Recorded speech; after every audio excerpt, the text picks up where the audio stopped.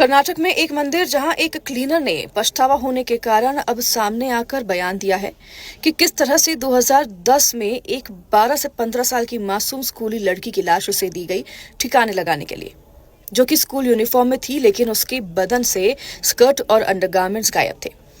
शरीर पर बलात्कार और गला घोटने के निशान थे। उसे स्कूल बैग के साथ ही दफनाने को कहा गया।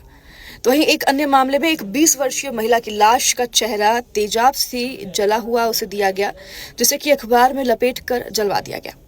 ऐसा एक नहीं, दो नहीं, बल्कि 400 मामला है जहां बच्ची और महिलाओं के साथ रेप होने के बाद उन्हें मार दिया गया।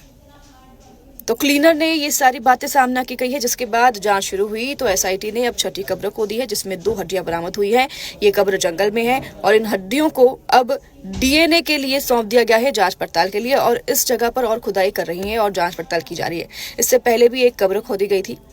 और बता दें आपको कि एक महिला की पहले स्थल से ब्लाउज मिलने की भी जानकारी है, लाल फटा हुआ ब्लाउज, और साथ ही एक लक्ष्मी नाम की महिला के कार्ड भी मिले होने की जानकारी है। तो वहीं जो शिकायत करता है उसने खोपड़ी एसआईटी को सौंपी है और उसका दावा है कि ये जो खोपड़ी है वो दफन शव की है।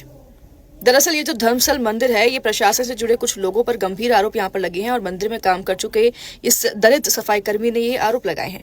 दावा किया है उन्होंने कि उसे कई महिलाओं और बच्चों की लाशें जलाने और दफनाने के लिए दी गई थी, मजबूर किया गया था ठिकाने लगाने के लिए, और इन महिलाओं के साथ बलात्कार कर इनकी हत्या की गई थी। तो इस खुलासे के बाद से धर्मस्थल थाने में 3 जुलाई को मामला दर्ज किया गया और सफाई कर्मी ने यह भी कहा कि वह 1998 से 2014 के बीच में मंदिर में काम करता था। इस दौरान ये सारी घटनाएं घटित हुई। उन्होंने तस्वीरें भी दी हैं और दफन किए गए अवशेषों के सबूत भी पुलिस को सौंपे हैं। उन्होंने ये कहा है कि वह इसलिए अब आगे आ रहे हैं क्योंकि उन्हें पछतावा है और वो पीड़ितों को न्याय दिलाना चाहते हैं। इसी भावना से वो आगे आए हैं क्योंकि वो चैन से नहीं जी पा रहे हैं। वो पुलिस को उन सभी स्थानों पर ले जाने के लिए तैयार है जहां पर शव दफनाने गए।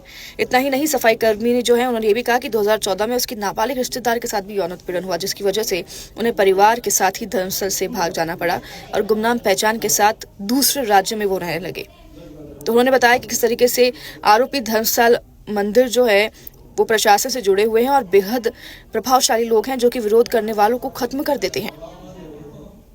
अब इस खबर पर जरा गौर फरमाइएगा, जरा विचार करिएगा। यह है हमारी संस्कृति, यह है हमारा देश भारत। पूजा जाता है यहाँ लड़कियों को। गौर फरमाइएगा, इस बात को सोचिएगा।